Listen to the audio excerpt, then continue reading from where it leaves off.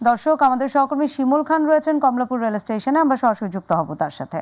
শিমুল, প্রিয়জনের সাথে ঈদের ছুটি কাটিয়ে এখন কর্মস্থল ঢাকামুখী স্রোত সবখানে, তো কমলাপুরে এখন কেমন চিত্র দেখছেন আমাদের জানাবেন। নাদিয়া, আপনাকে ধন্যবাদ। আমি রয়েছি রাজধানীর কমলাপুর রেলওয়ে স্টেশনে। কমলাপুর রেলওয়ে স্টেশনে আসলে সকাল থেকে যারা গ্রামে ঈদ করতে গিয়েছিলেন তারা কিন্তু ঢাকায় ফিরেছেন এবং ভিন্ন চিত্র আমরা দেখতে পাচ্ছি। এবং আসলে যারা ঢাকায় ঈদ করেছেন এবং তারা কিন্তু আসলে এবার গ্রামের দিকে ছুটছেন। আমরা একজন যাত্রীর সাথে কথা বলবো, একটু আমাদেরকে জানাবেন আসলে। জি, আমরা সৈয়দপুর থেকে কিশোরগঞ্জের উদ্দেশ্যে যাচ্ছি শ্বশুরবাড়িতে। ঈদের আগে আমি আসলে একজন প্রবাসী, আর যেহেতু আমাদের বাড়িতে ঈদ করছি অনেক দিন পরে, 5 বছর পরে, তো এখন শ্বশুরবাড়ির উদ্দেশ্যে যাচ্ছি।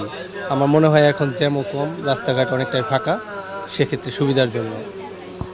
নাদিয়া, আপনি শুনছিলেন যারা ঢাকায় ঈদ করেছে বিভিন্ন কারণে কাজে আটকে গিয়েছিল ঢাকায় এবং টিকিট জটিলতায় ছিল, তারা কিন্তু এবার গ্রামের দিকে ছুটছেন। আমরা বেশ কয়েকজনকার সাথে কথা বলেছি, তারা বারবারই বলছে যে টিকিট জটিলতা ছিল এবং এবারের ঈদ যাত্রা কিন্তু, অর্থাৎ আমি যাওয়ার যে বিষয়টি জানিয়ে রাখি, ঈদ যাত্রা একটু বিশৃঙ্খলা শেষের দিকে হয়, অর্থাৎ 4-5 তারিখের দিকে অধিক যাত্রী কিন্তু ট্রেনের ছাদে বহন করেন এবং ঈদ করে যারা ঢাকায় ফিরেছেন তারা কিন্তু খুব সুশৃঙ্খলভাবে ফিরেছেন এবং এই দায়িত্বগুলো পালন করছে রেলওয়ে কর্তৃপক্ষের যারা কর্মকর্তারা রয়েছেন, তারা কিন্তু সুশৃঙ্খলভাবে দায়িত্ব পালন করছেন এবং এখনও নিরাপত্তার চাদরে রয়েছে কমলাপুর রেলওয়ে স্টেশন এবং মানুষ যাচ্ছে এবং ঢাকামুখী হচ্ছে, কর্মস্থলে যোগ দিচ্ছেন।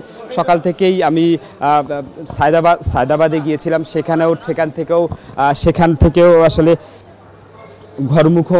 ঘরমুখো যারা মানুষ ঈদে বাড়ি গিয়েছিলেন তারা কিন্তু কর্মস্থলে যোগ দেওয়ার জন্য ঢাকায় ফিরেছেন এবং মহাখালীতে গিয়েছিলাম, সেখানেও কিন্তু আমি একই চিত্র দেখতে পেরেছি এবং কমলাপুরে আসলে সকালে মানুষ আসছেন এবং এখন আসলে ঢাকা মানুষ আসছেন।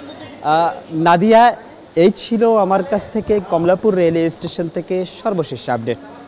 শিমুল, আপনাকে ধন্যবাদ।